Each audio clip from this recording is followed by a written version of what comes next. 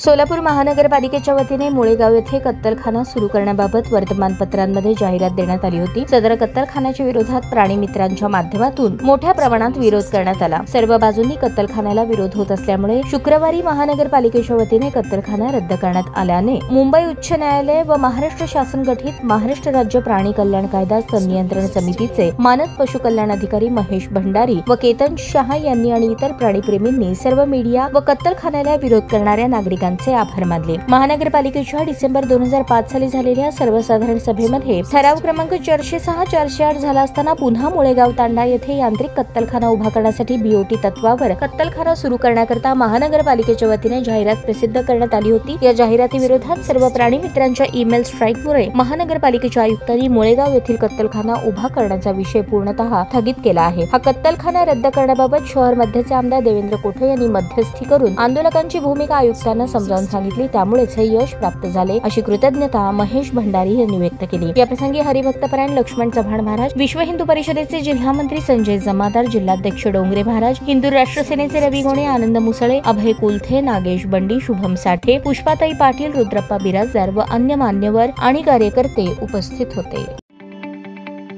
ताज्या बातम्या पाहण्यासाठी प्राईम महाराष्ट्र न्यूज चॅनलला सबस्क्राईब करा।